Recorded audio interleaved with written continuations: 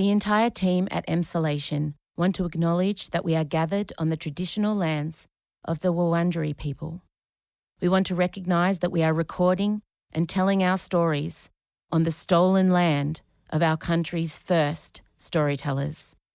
We wish to pay our respects to all Wurundjeri elders and ancestors, and to extend that respect to any First Nations peoples who listen to Emsolation. We recognise Aboriginal and Torres Strait Islander peoples' continued connection to the land and waters of this country, and acknowledge that sovereignty was never ceded. Always was, always will be. Well, hey there. Welcome to Emsolation. My name is Em Russiano. I'm a writer, a singer, a stand-up comedian, a maximalist power queen, a neurodivergent magic brain, and together with my best friend since I was 11, Mr. Michael Lucas, who's a screenwriter, an actor award winner, a Logie award winner, I bring you this podcast. Welcome to part 2 of my chat with mindset coach Ben Crowe. Now, I want to make sure that you've listened to part 1. Please go back if you have not. There's a lot of stuff in there that will be very helpful to you. And also, you know, this episode will mean more if you've listened to part 1. So go and listen to that first.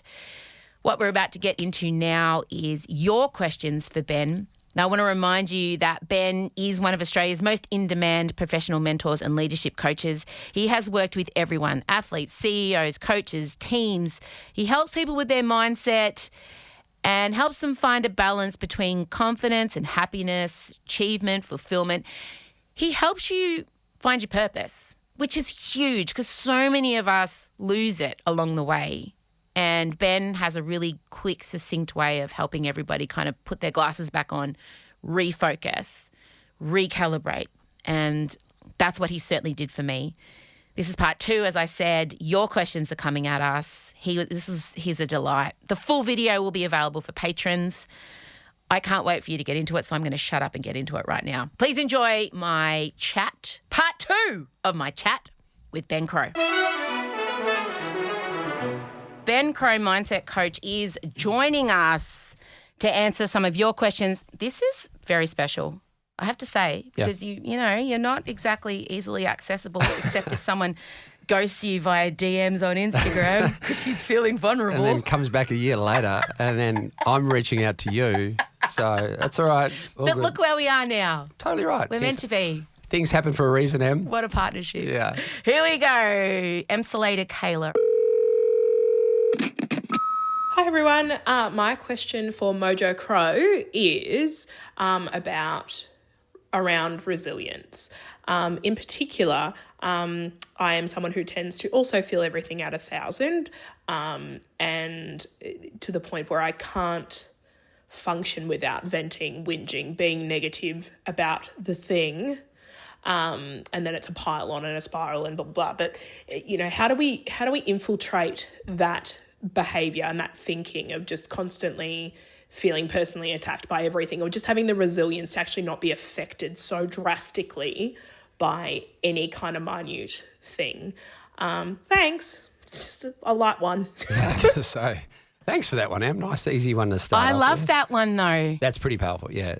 So clearly she's not owning her story. She's not being kind to herself. Like, she's been really, really hard on herself. And if we don't accept our imperfections, if we can't just wrestle with that I am enoughness side of things, we'll just get further and further away from who we actually are, from our authenticity. And the first thing we do is we go into denial. So we make excuses or we rationalise and so forth. But the second thing we do is what she's doing is we criticise others or blame others or judge others. Is that a deflection? Yeah. Right. It's a transference. We want to transfer that pain out of ourselves onto someone else, right? Once that doesn't work, and it never works, then we can get into addictive behaviours, because now I want to numb that feeling that I feel like a piece of shit. You can be addicted to keeping busy, exercise, drugs, sex, whatever, shopping. And it's not the activity we're addicted to, it's the feeling that it gives us that it numbs that feeling. So the first step is to bring it back and being kinder and more compassionate to herself in that particular moment, and accept herself that she's imperfect but she's doing the best job that she could. In that case, she could maybe give herself a courage mantra along that. It's screw it, I'm a good person, I'm doing the best job that I can. And that self-compassion can cut yourself some slack and start to own that and own her story, rather than letting her story be told by the conditions of her life and just getting frustrated and losing control by criticising and blaming and getting shitty accordingly. So I think it's a good, for me, the handbrake when that, I like to, when I start seeing myself, really spiraling and being really touchy and sensitive to things and judging other people, I handbrake straight away. And my mantra is what's going on for me. That's what I just say straight away. Yeah. So I'll be like, I'll feel myself getting a bit snitchy and then my handbrake, but what's going on for me? What's this really about? Yeah. So I find for me, the courage mantra is I need more a circuit breaker mantra, which is my what's going on for me. Yep. And often when I get really upset from criticism, I also ask myself that question, why has this person saying, for instance, someone last week accused me of not writing my own jokes. And that really wormed its way into my soul. For like 24 hours is all I could think about.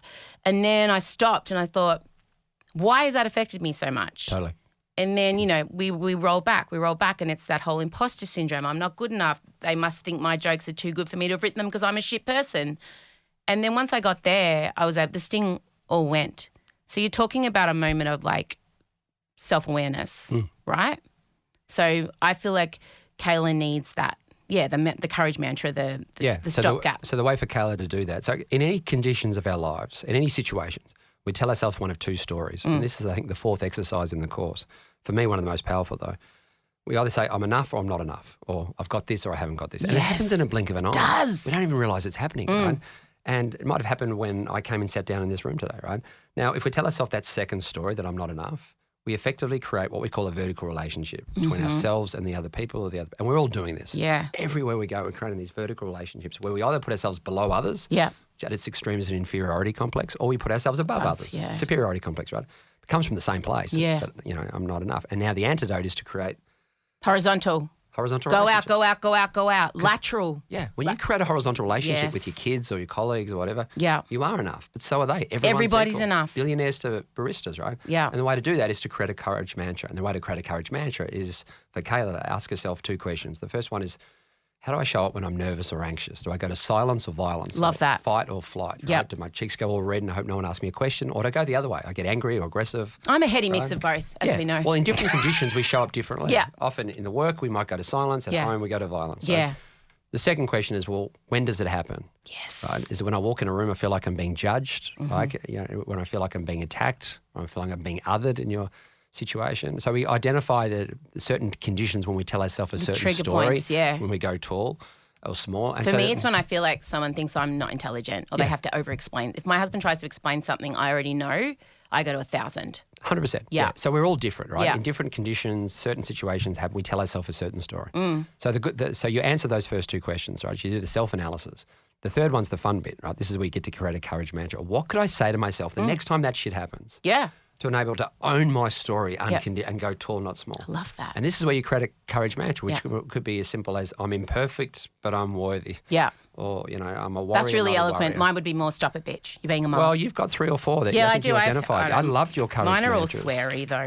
I mean, you know me. Not all of them. What are some of your courage mantras? Okay, this is what I say to myself. All I can control here is who I am in the here and now. I'm going to kick it in the dick. Fuck it, you've got it. Let's get it. They don't know me. There you go. There's 5 different mantras They are you've my got to choose mantras. from. They sound like me. They're very on brand. Alternatively, Kayla could simply say, I am enough, or I've got this. Nah, that's too fluffy. But anyway, we've got to use our own vernacular. I love it. Our own language. So. All right, here we go. Abby. Hi Ben, I'm an English teacher who's really wanting to implement some of your ideas of play and storytelling into my lessons. I was just wondering if you have any advice on how to encourage some vulnerability and self-confidence in young people today. Thank you. I love that a teacher. This makes me teary. We need our educators, and the fact that one has reached out because she cares about her students. 100%. Please answer this because I have teenagers and go. Well, the simplest way is socialise the terms, right? Vulnerability, what the hell does that even mean, right? So maybe break it down into certain, let's say it's to me more open or open-minded or curious, right? Maybe it means to lean into risk or uncertainty or emotional exposure. Maybe it's back to courage, So could you do some of your exercises with the kids? 100%, yeah. So, I've told this story before, but I gave a talk to like 600 teenage girls. Aged, that's a Thunderdome, man. 12 to 16. Yeah, this was back in 2019. Right. And I just wanted to teach them 2 things. I just wanted to be able to tattoo I am enough on on their soul, and I just want to be able to draw down on a set of words they're getting nervous before a race or an exam, or, they could draw down on to stay focused. Just in life, being a 16-year-old girl. Totally. Yeah. Yeah. So these are 2 simple exercises in the course, right? So getting back to putting this into the education system, controllables and uncontrollables, right? And then I went overseas. This was 2019, just before the pandemic, and I was walking down at Ash Barty's second round game with her brilliantly humble coach, Craig Tyser. And when the phone rings... You love Craig. You've got such a bromance with him. I love it. Well, I love anyone who's incredibly humble and caring, right? And Craig Tyser, people don't understand just how courageous and brave he is, but how humble he is. Anyway, so I was walking down to the second round match and the phone rang. I didn't answer it. It's one of my life regrets because it was the vice principal of the school crying into the phone about a mum who'd been in her office crying about her daughter who'd been in and out of clinics, just happened to go to school that day. And she came home, she said to her mum, she goes, "Mum, do you know that I am enough?" Oh. And her mum's cooking distraction. She goes, "What are you talking about?" And she goes, "Well, do you know that I am enough?" And mum goes, "What are you talking about?" And she goes, "Well, this is guy at school today talking about Steph Gilmore and Ash Barty and so forth." And I just realised I've been comparing myself to, Millie and Annie and Lucy. And I don't want to do that anymore. It makes me feel like shit. I don't want to compare myself. And I just realised that, screw it, I am enough, right? Well, the mum dropped her plate, turned around, tears streaming. She goes, "That's what I've been trying to tell you." And kind of gave me that sense of encouragement that these principles can kind of be pushed down and taught to kind of everyone, especially in the education system. Because if I believe that my self-worth is predicated on comparing myself and in the A team or the D team or the ATARs and the gradings and the bell curves, I'm going to constantly be comparing myself. And this is before social media, right? So the goal is to kind of work out the human that I want to be, show up from that place. So the simple exercise, tell the kids, right, forget all the doing and what you want to do with your life. What kind of human do you want to be? Just identify 3 to 5 words, or identify their earliest, happiest memory, which could be pretty, depending on how old they are. But I remember when I did that exercise with you, Am, that was an incredibly emotional moment and story that you told me with my nana accidentally blowing her eyebrows off. Yeah, totally. But what was amazing, right, when I asked you what were the words, how did that little girl, that young Em feel in that moment? From memory, the 5 words that you called out was obviously happy because it was a happy memory. You also free or carefree. You called out excited or adventurous. You called out safe, and I think you called out loved. Yeah. Right, and that's amazing because all 5 words, I've done that exercise like thousands of times, those same 5 territories keep showing up in different ways. Really? I got asked recently overseas, why do they keep showing up? And I go, I don't know, it's above my pay grade, but maybe, just maybe at its core, that's who we all are. Like, 100%. We're happy, we're excited, that's how we all start out. Yeah. When we're kids, we learn the other shit. As an adult, we get weighed down by it. But you get a group of 2-year-olds together who, have had a decent first 2 years. Yeah. That's what they are. Yeah. What happens is over time, that not enoughness story, through comparing or judging or, external conditions, you start to tell yourself a different story, a different narrative. So imagine if we could give kids the armour to deflect that stuff. Correct. In school early. Yeah. They're redefining success from that perspective. Yes. But just finding ways, people say to me, what's one thing I can do to practice vulnerability? And I say, well, okay, maybe go home tonight and ask your kids, what's one thing I can do to be a better dad or a better mum? 100%. Or ask your, ask your spouse. Is be careful what you wish for. I'm not asking my spouse, but I would ask my kids, and I would be, that's super confronting, Ben. Not much scares me. Yeah. But the idea of doing that, especially with Marcella, my eldest, all right, I'm going to do that. It's the most incredible question you can ever ask someone. What's the one thing I can do to be a better friend or a better sister? You have to be fucking brave to ask that question, mate. It's so simple though. You start practicing that and you listen, you wait for the answer, right? But it creates a conversation, a dialogue. You take off the armour and you find the story behind the story that makes a connection on a human level, right? Not on a kind of transactional level. You teach those principles as young as you possibly can. You redefine success from the intrinsic point of view. Yeah. These people don't feel like they have to do something or achieve something or compare themselves and so forth. And from a parental point of view, certainly from a teaching point of view, you encourage the intrinsic side of things rather than, well done, you got an A, or well done, you're in the A team. What about just well done when you got up off the ground and encouraged your teammate, or well done when you fell down, or well done when you made a mistake but you had the curiosity to try and fix itself. So you want to redefine success from these intrinsic side of things, where getting out of your comfort zone or helping others or finding purpose in your work or relationships, memories, experiences. This shit's intrinsic and it's so powerful. And we get them young because they're heading out into a world where win, win, win at all costs. Yeah. And that was why it was so powerful with Ash after she started working with you and she did the press conference. And I think, she really ascertained my win isn't me. Yeah. I am me, regardless of how well I do in this competition. I'm a decent human. Like it actually went. I think she's something like it doesn't matter. Yeah. And everyone's which tournament was that? Because I remember everyone was like, "What do you fucking mean? It doesn't matter." It was one of the massive ones, and she was like, there was such a shift between her working with you, and I sense other athletes were watching her, going, "What is going on?" But then she played the best tennis of her fucking life. Yeah. Why did Ash play the best tennis of her life when she stopped caring about tennis? Oh, she was able to play without consequence rather than with consequence. So she could lighten up rather than tighten up. But she could separate her self-worth from whether she wins or loses a game, right? So when you separate the person from the persona, the human being from the human doing, so you don't attach that self-worth, so you lose any kind of fear of failure. Right? Well, you're or at your fear of most success. powerful when you don't care, right? Yeah. You can just go in all guns blazing. Don't get me wrong. She had goals and dreams and she chased them down as hard as she could. She got them. But she just didn't determine her self-worth. Yeah. On whether she got there or not, because she couldn't control any of that shit. But I love it. The human she wanted to be, she can control that. So That was you. That was you.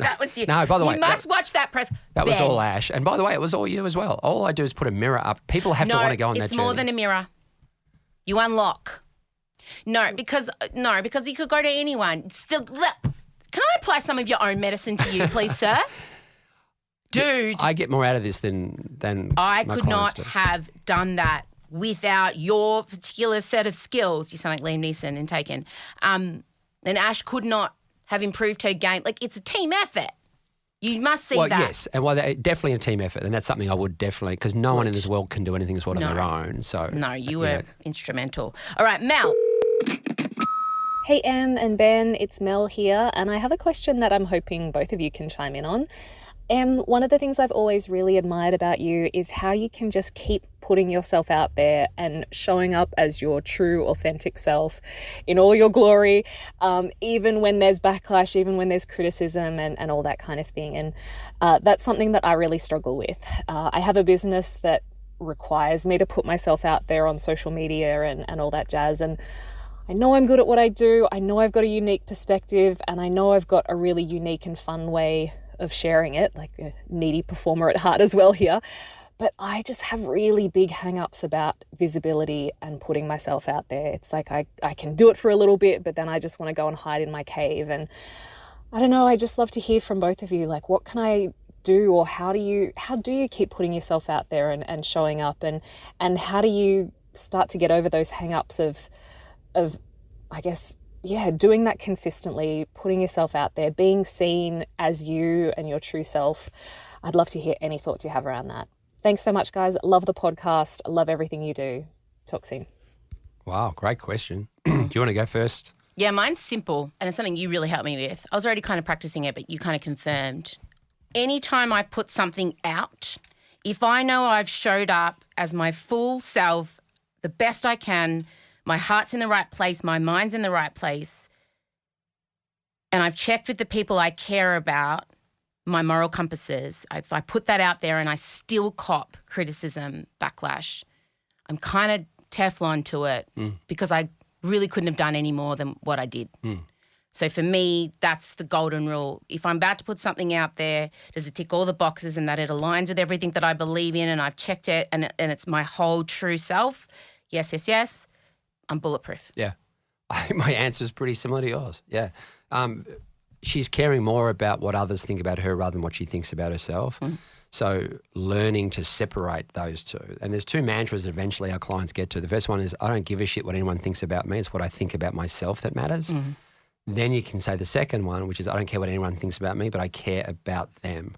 Because when you can say that, you're totally empowered, right? But until you can say that, you lose your power because she's caring what others think about her rather than what she thinks about herself. So learning to love herself and celebrate herself, but also realize that part of her growth is putting herself out of the comfort zone and putting these thoughts and dreams out in the universe or ideas, whether, in terms of her business growth.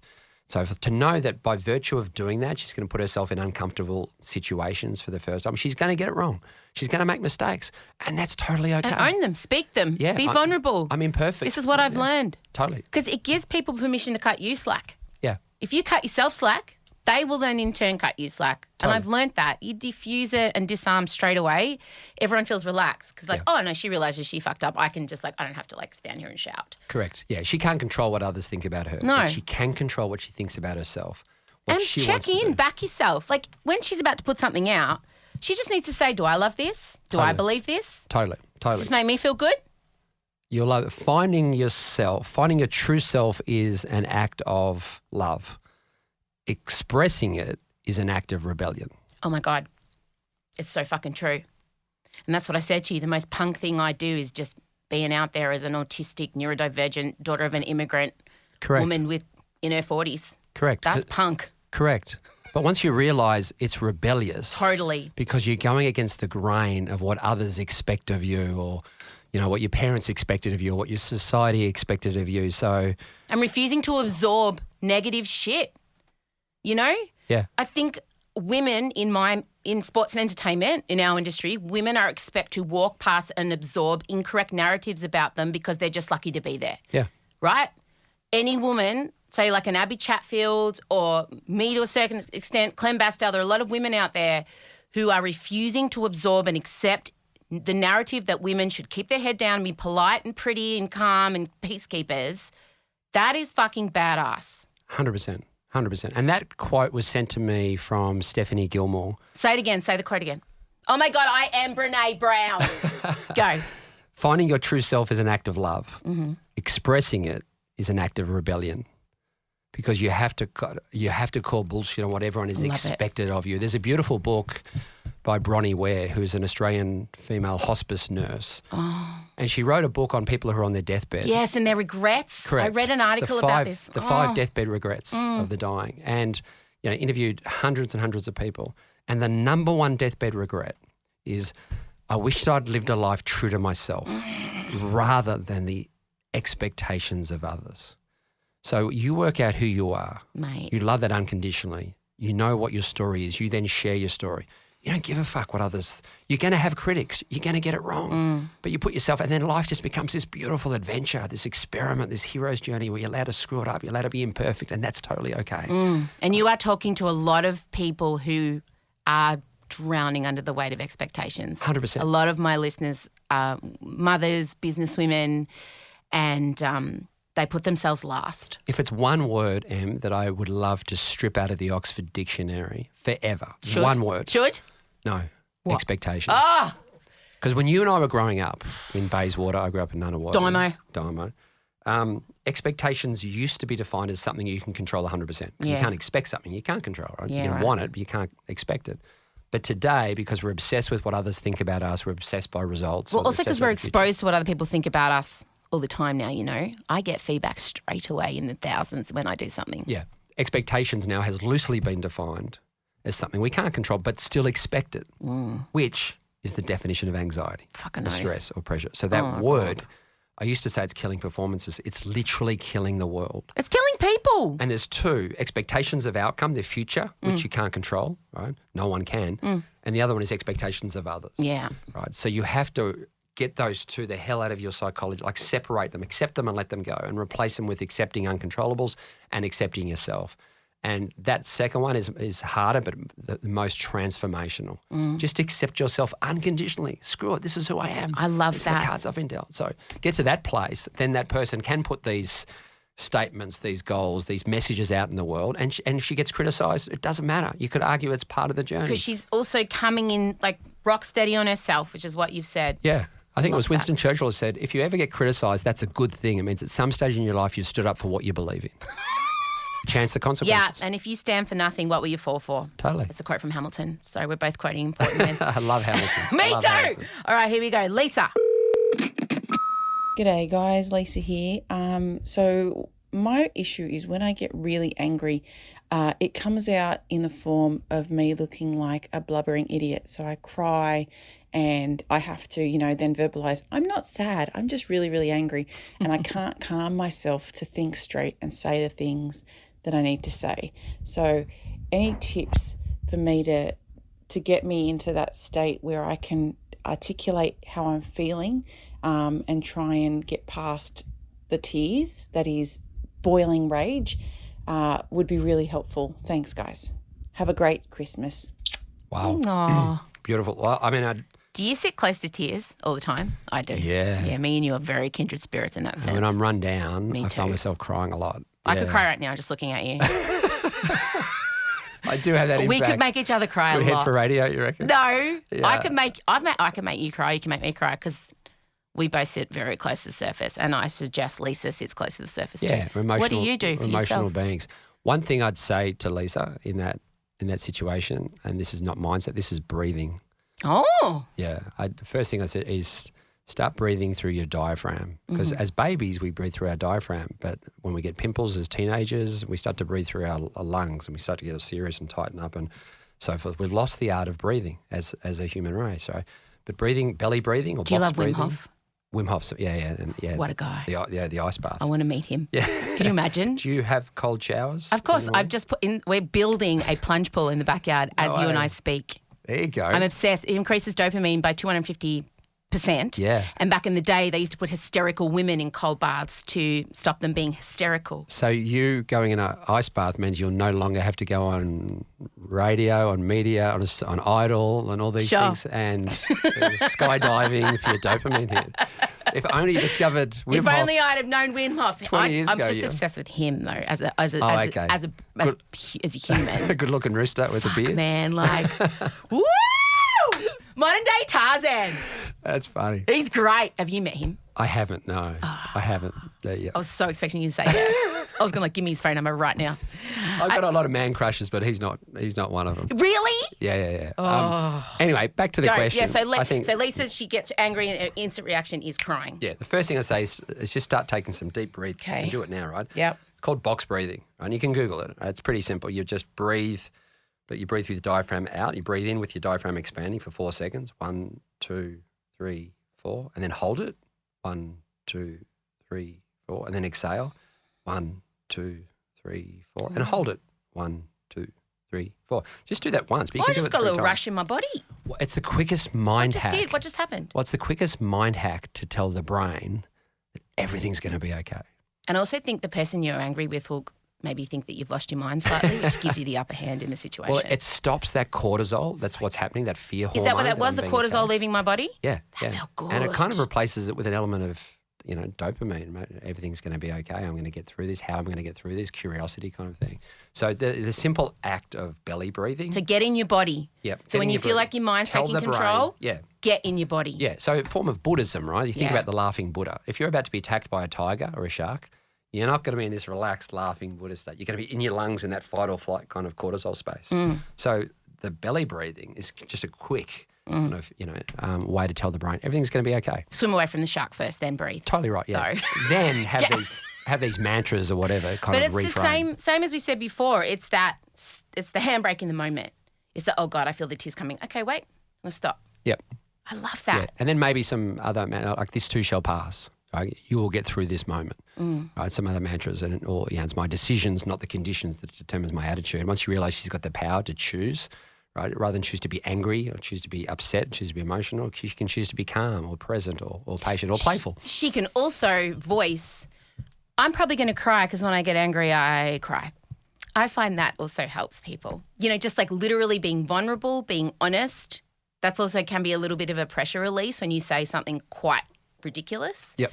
So I just want you to know I'm really angry with you, but I'm going to cry. And if someone, it can diffuse things, I find. I verbalize everything because that's just the way my brain's wired. Yeah. But in those moments, when I've done that before, when someone said something really awful and I said, look, there are tears coming down my face, but I would stab you with a blunt spoon if I had the opportunity right now. And the person looks at you and they laugh, even though you're serious, they don't know that. Yeah. So it sounds like if you give yourself permission to voice stuff out loud, it shows the person you're dealing with that you're human. It reminds them, Yep. I don't know. Totally. You're the expert. The other thing she could apply is a generous assumption.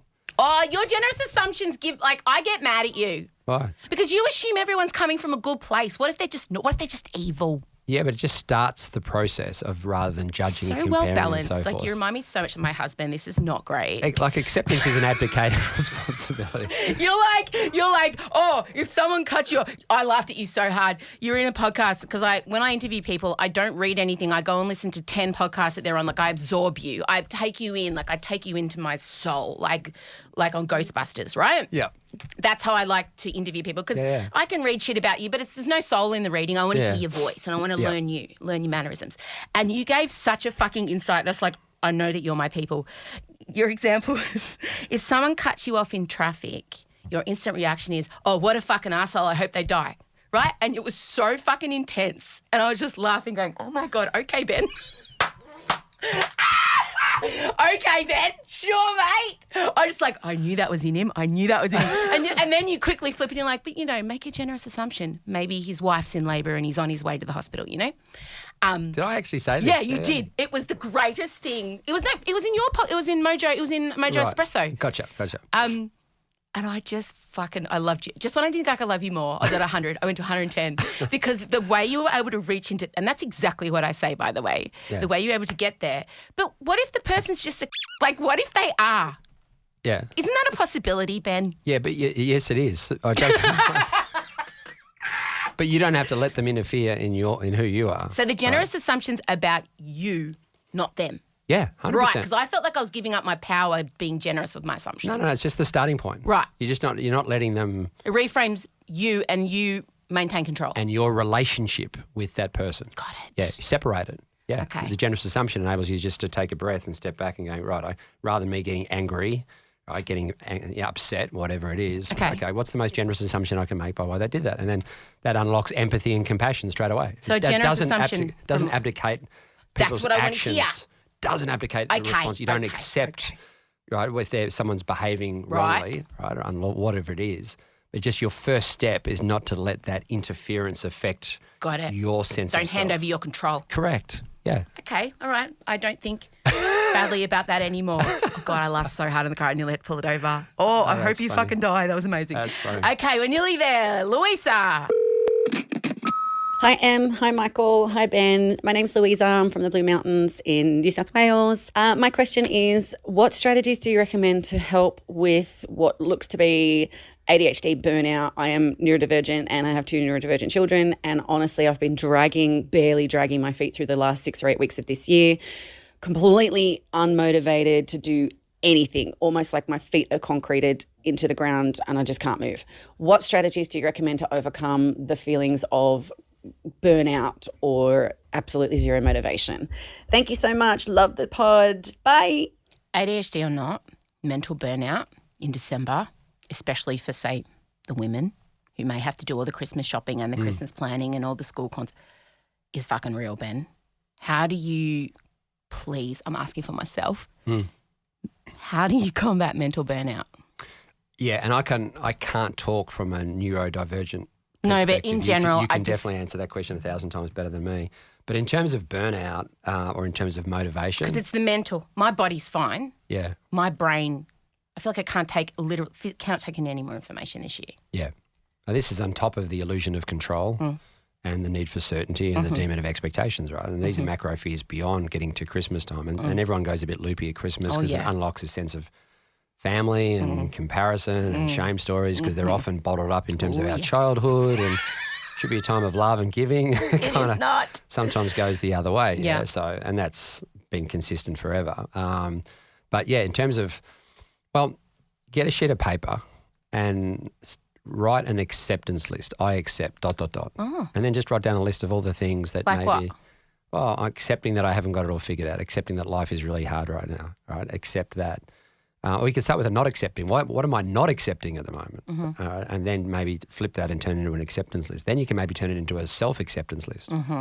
Yeah, what are the things I'm not accepting about myself right now that I can't get to Christmas shopping yet, that I'm super stressed and I don't want to spend Christmas Day on this, all these things, right? And then make it, from here on in, this is what I'm going to accept about myself or about the situation of my life, right? Life is difficult. Once you accept that life is difficult, life is no longer that difficult. The power's in the acceptance. We just suck at it as a human race. So, and maybe then once you write your acceptance list, put a line through it and write celebrate. This is what I'm actually going to celebrate about myself, that I haven't got it all figured out, but I'm trying my best. We have to be kinder and gentler to ourselves first. The number one form of compassion is self-compassion. The number one form of acceptance is self-acceptance. The number one form of love is self-love. We're so freaking hard on ourselves, right? Especially in certain conditions when, again, expectations that I should be the super mum, it's got it all figured out, it's got heaps of energy. No, we're not right that way. You've 3 years of a pandemic. When you put all the brutal facts of our reality out on a list, you go, of course. Yeah. No wonder. Of course. Absolutely. You're so right. It kind of makes sense. But Perspective. if you Zoom out. Yeah. Get back into the things you can control. That's for me right now. There's so much shit we can't control, but we want to control it. And this, at certain conditions of our life, it gets more pronounced, right? Especially when we think the expectations of ourselves or comparing our pudding or presents or whatever it is. So, again, this is the time for self-compassion more so than it is self-judgment. I think that's the journey that we all have to go on. The biggest life hack is becoming your own best friend. Everything else is easier when you do that. Oh my God, you just fucking store these in your ass. Like, where are you pulling them? They're forms of Buddhism. It's so good. None of it. Say it again. Say it again. The biggest life hack is becoming your own best friend. And everything is easier when you do. So true. Yeah. Be the mate you need. Yeah, totally. And for me with the burnout means boundaries. I got to put some boundaries in. Yeah. Burnout means I've let the boundaries drop. So getting back to interference, right? That's what I mean by boundaries. We're letting all these things, Christmas, Correct. we're letting Christmas, we're letting neighbours, we're letting we're letting things interfere in who I am, right? Fundamentally. So you identify, which is what I mean by what are the things we're not accepting, that we can't control them, right? So you identify all those out and then you let them go. 100%. You can have a ceremonial burning, whatever you want to do, right? That sounds good. You start to let go of all these uncontrollables and you focus back on the things you can control. And you suddenly realise, there's not many things I actually can control in life. I can control the human I want to be. I can control my intention, how hard I want to work. And I can control the words I say about myself. All right? That's pretty much it. Right? Everything else is outside of our control. I can control the goals and dreams I want to put out into the universe, what kind of human I want to be in terms of my purpose. I've got no control whether I'm going to get there or not. And saying that too, for me this time of year, the thing that's helped me with burnout is just voicing it. I'm sorry, I'd really like to do that, but I don't think I'm going to be able to get to it. Yeah. That sounds like a great project. I just can't commit to it. Correct. Can't give it the energy it deserves. Yeah. But also just simply at home, I don't think mum's going to be able to get that done. You might have to go buy that. Just stuff like that. Finding ways to let yourself off the hook, be your best mate. Yep. Finding ways to lessen the stress on yourself, but you do it. Yeah. You actually take responsibility. So I've got all this fucking Christmas shopping to do. It's a week out. What can you do to make that easier for yourself? Yeah. I'll just get everyone a voucher at the petrol station. Kids want cash anyway. Here's $250 on a Visa card, go. You know, like they're not going to care. Yeah. You're the one who cares about the quality of the present. If my kids all got cash, they'd be fucking wrapped. I'm the one who wants some weird romanticness attached to a beautiful thought-out gift. They don't care. Yeah. They want to buy what... Do you know what I mean? 100%. Yeah, and the distraction caused by either expectations of the outcome They're of trying to future control how people expectations. view you. Yeah, 100%. I'm even worried about my legacy when I'm dead. So getting back to those words that you identified for yourself, whether Yeah. it's your 3 values around, courage or love or vulnerability, whether it's your earliest, happiest memory words, be happy, playful, carefree, excited, or whether it's the human being words, right? You've done all the exercises. You've got a set of words or mantras that you can draw down on. You show up from that place, that person, that's success. What you do with that, what you do with that is outside of your control. Correct. You've only got so many hours in the week, and everyone's burnt out. And so. that answers every question that we have addressed today from our listeners, from me. It answers everything. You figure out who you are, what your values are. You show up as that person, and then everything else that happens is a bonus. Yeah. And you just let it. You don't assist. You don't resist. Yeah. You just show up in the middle and just. You still dream big. Of course. You still tap into that imagination that you had as a 10-year-old, and you dream big and you put them out there, and because it takes the same amount of mental But capacity. you keep moving towards it. As the person you you've. don't define success whether you get there or not. No. Then in that way, there's no finish line, and that's what purpose is. You'll never actually get there, but that kind of excites the shit out of you. This possibility, And you miss all the potential. tiny wins along the way of the journey. Yeah. If you're only tunnel visioned on that one point. Yeah. You miss all the tiny But little still wins. find little ways. Yeah. Getting back to how can I be the best part of someone else's day today? Yeah. You just find little ways and little, really small wins, not these big wins and expectations of others. Just little small wins to that might be the little validation. Take the tiny wins. Yeah. It might be 30 minutes of exercise in the Mate, morning for yourself. Might so. be 10. It might be doing 20 squats while the shower warms up. Yeah. That's all I can love get that. in at the moment. Love that. Or a plank. Yeah. I do planks. Yeah, all- I hate squats. I like planking. I like squats. Yeah. Yeah. Ben, thank you. I've basically got you in a hostage situation now. We are done. Thank you for your generosity. Thank you for showing up for me in more ways than one. Thank you for being here today. People can listen to Mojo Espresso everywhere they get a podcast. Also the Mojo app. Yep, Mojo Crowe app. Mojo Crowe app. You're very wise. And please continue to allow the greater community to access your brain in whatever way. I don't want to hear of you going into private, whatever. I know you're retired. I know you can retire, but quite frankly, it would be selfish to keep yourself locked away. So I'm Thank you, expecting Em. a play centre, a television show, like whatever, and I will be your hype girl. If you need someone on a DJ deck, I don't know, however I can orbit you, I We will. might need a theme song. Maybe that's what you I could could do for that. us. Oh, no, but I can just be there, whatever. I think we're a good team. Totally. Yeah, we are. And can I say, in all sincerity, congratulations on the journey that you're on. Thank You know, you. seriously, to see people lean in to make sense of who they are and separate what they do in the way that you did. That press talk changed so many people's lives. It changed my life as well. So encourage you to go on the same journey yourself and keep leaning in. See what happens. Thanks, Ben. All right. This is Emsolation. All right, gang. Thank you so much for your questions to everybody, to Kayla, to Abby, to Mel, Louisa. Thank you very much. I loved it. I'm sure you helped a lot of people. We'll be back on Tuesday, regular programming. Michael Lucas and I in studio on Thursday. I'll be rejuvenated, I can tell. I'll be rested. And we're ready to head into a big year 3 of Emsolation. Year 3! Woohoo! New exciting things in store. Hope you enjoyed the last 2 weeks. I certainly enjoyed making them for you. And we will chat next week. Bye for now. Emsolation with Em Rossiano is a Spotify exclusive podcast recorded at Down the Hill Studios, hosted by Em Rossiano with Michael Lucas and sometimes her eldest daughter Marcella. Executive produced by Benjamin Wasley, produced by Em Rossiano, edited by Ezekiel Fenn, with videos by James Henderson, socials by Marcella Rossiano Barrow, with assistance from Jem Evans, plus cameos from Em's dad Vincy. Get the full Emsolation experience by following us on Instagram at Emsolation Podcast. You can also sign up for our weekly newsletter. Join other Emsolators at the Emsolation group on Facebook. The answer is Harry Styles. If you really want to help us out, you could become a patron of Emsolation. Share this podcast with a friend. Give us a 5-star rating and make sure you're following us on the Spotify app by actually hitting the follow button. As always, thanks for listening, and we're excited to chat with you again soon.